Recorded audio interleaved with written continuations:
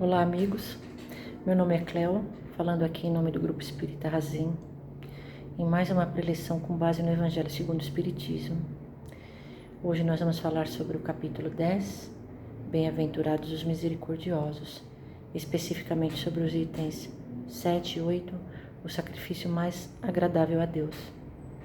Veremos aqui que Jesus nos ensina de que maneira podemos agradar a Deus. Inicialmente pedimos aos nossos mentores amigos, os benfeitores espirituais, que estejam conosco neste momento, nos proporcionando uma energia amorosa que perdure até o final deste nosso encontro.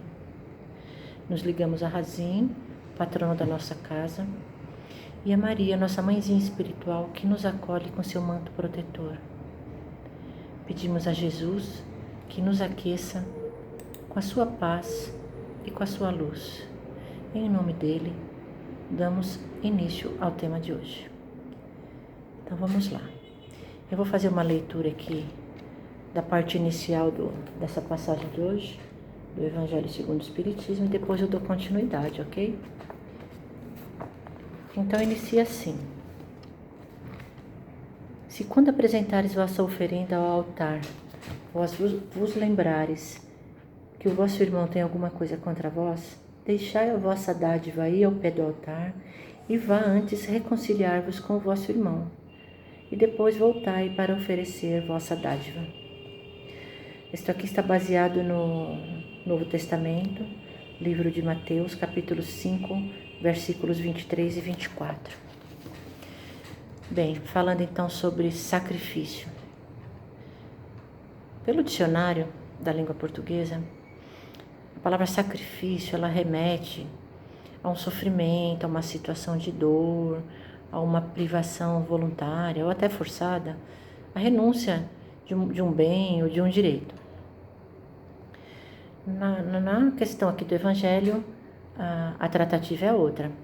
Consta por estudos que na época de Jesus era uma prática recorrente se construir um altar com aquela pilha de pedras, às vezes até dentro dos templos ou fora deles. E nesses altares se depositavam oferendas, animais na maioria das vezes. Essas oferendas eram direcionadas a uma divindade. E isto ocorria por meio de rituais, de cerimônias, e tinha um objetivo de se tornar um ato sagrado, porque essas pessoas que ofereciam, elas demonstravam desta maneira uma afeição, uma devoção a Deus. E havia uma expectativa de, com isto, se obter o perdão divino. E nesse texto de hoje, a fala de Jesus, ela dá um outro tom a este conceito, porque ele explica que o sacrifício mais agradável a Deus não é de ordem material, e sim uma transformação, uma sublimação de algum sentimento que temos, sentimento este que nos se afiniza com a lei do amor. A lei do amor, relembrando aqui o ensinamento que ele nos deixou, Jesus, quando esteve entre nós, e ele deixou esses 2 mandamentos que resumiram os que estavam em vigor, não os revogou, apenas os resumiu.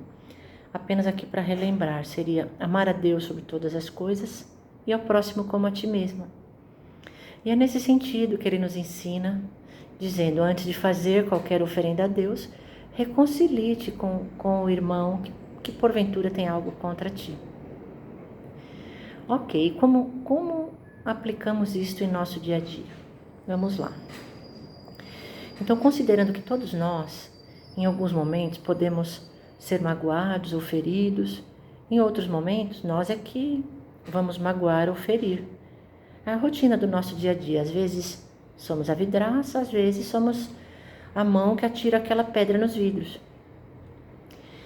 Então é o caso de refletirmos sobre as causas, sobre o que nos movimenta a provocar ou nos envolver direta ou indiretamente em situações como estas.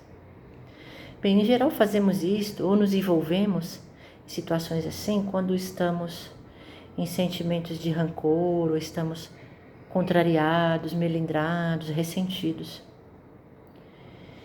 E o que podemos falar sobre esses sentimentos? O que seria o ressentimento?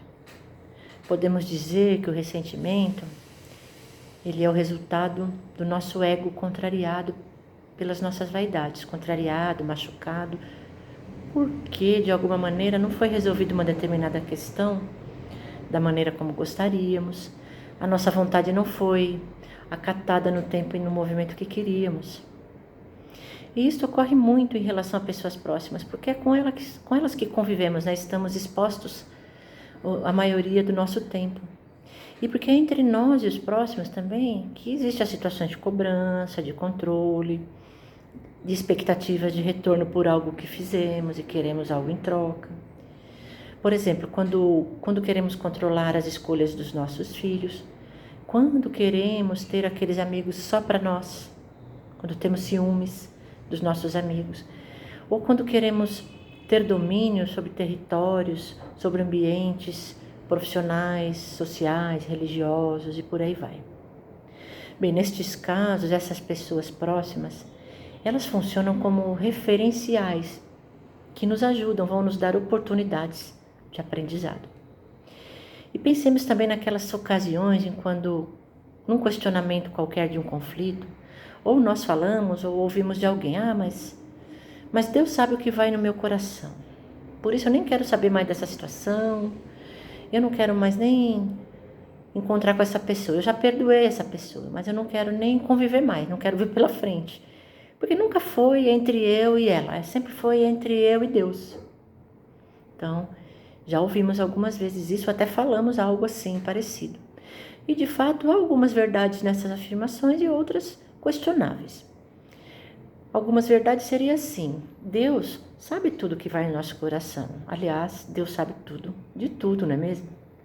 E sempre será entre nós e Deus, porque precisamos dar conta da nossa parte, do que nós viemos fazer aqui neste planeta. Precisamos dar conta do nosso aprendizado, de superar nossas dificuldades, nossas limitações, nos enriquecermos de sabedoria, de conhecimento, nos enriquecermos com novas habilidades, com novas conquistas e vitórias evolutivas sobre nós mesmos, nunca sobre os outros. Não é este o nosso papel. Agora, por outro lado, nós não estamos sozinhos, precisamos uns dos outros. Inclusive me lembra alguém cujo nome não me ocorre agora, que falou um dia assim: ninguém faz sucesso sozinho. E estamos neste planeta para aprender individualmente, mas também para ajudar no aprendizado coletivo. Entendemos na doutrina espírita que dentre as nossas tarefas consta colaborar com a evolução dos nossos companheiros e do planeta onde vivemos, ok? Então, isto posto, não vai adiantar se apenas verbalizarmos, se apenas vestirmos um disfarce de superação, uma máscara, um verniz social, se interiormente ainda guardarmos aquele rancor, aquela contrariedade. Aí não teremos êxito na superação. Porque a superação e a sublimação desses sentimentos negativos requerem atitudes que vão além das aparências. Elas requerem legitimidade, autenticidade, pureza. Então vemos assim que o ponto central do tema de hoje é a remodelagem, ou a transformação, ou a transmutação. E podemos começar essa remodelagem conosco mesmo, com a nossa autoestima. É fato que todos temos problemas no dia a dia, no nosso momento de imperfeição. Nós vamos tropeçar, cair, levantar diariamente, mas vamos deixar essas pedras no caminho que ficou para trás, ok? Nada de colocar essas pedras na mochila e sair carregando esse fardo todo nas costas. Não precisamos disso. Não precisa que seja assim. Vejam, isto é uma metáfora para refletirmos sobre a necessidade de poupar o nosso corpo físico, porque se não o fizermos, o nosso corpo certamente herdará os efeitos da somatização, dessa força potencial que nós colocamos desnecessariamente nos nossos problemas. E o psicológico afetado vai nos causar ou agravar doenças físicas, ok? Esse processo nós conhecemos como psicossomática. Bem, já iniciado esse processo de transformação, podemos seguir remodelando nossas escolhas. Lembrando que todos somos iguais enquanto seres humanos, temos o mesmo DNA. De um modo geral, estamos todos no mesmo degrau evolutivo. Um pouco mais, um pouco menos. Já dominamos algumas questões aqui, precisamos dominar outras ali, ok? Mas temos o bem na nossa essência, é só questão de priorizar. E qualquer um de nós pode oferecer um sorriso, pode oferecer simpatia, educação, gentilezas, entusiasmo. Qualquer um de nós pode oferecer um ombro amigo, consolar uma pessoa triste. Isso pode se aplicar às pessoas próximas, nossos amigos, nossas famílias, vizinhos, colegas de trabalho e até com os desafetos, até mesmo por uma questão universal de sobrevivência básica, de convivência básica. Vejam quantas coisas nobres, mesmo que pequeninas, mas de pequena em pequena chegaremos a uma maior um dia. E aí entenderemos que não basta a ausência do mal, aquela situação em que eu digo assim, não faço mal para ninguém, não prejudico ninguém, eu trabalho honestamente, faço a minha parte, eu sustento a minha família, ok, ótimo. Tudo isso é responsabilidade minha, é obrigação. Mas isto não basta, é insuficiente. Podemos fazer mais, precisamos fazer mais. Precisamos fazer o bem. Ok? São então esses processos educativos ligados à nossa necessidade de crescimento que nos leva a evoluir. E desenvolvendo esses processos, nós vamos até, quem sabe, alcançar um dia a forma de caridade mais difícil, mais sublimes, ou uma das mais que nós conhecemos, que é o perdão genuíno. O perdão genuíno é difícil. O que podemos falar aqui sobre o perdão? Bem, perdoar inclui abrir mão de algumas das nossas convicções, por exemplo. Inclui aceitar e concordar com o que nós não gostamos, com o que nós não queremos. Inclui esquecer o mal que nos fizeram um dia. Esquecer sem dar o troco, sem revidar, sem vingança. Difícil, não é mesmo? Mas podemos exercitar. E se vamos fazendo esse exercício, tudo tende a melhorar para nós, a melhorar em nós. Porque vamos entrando num estado de relaxamento físico, emocional.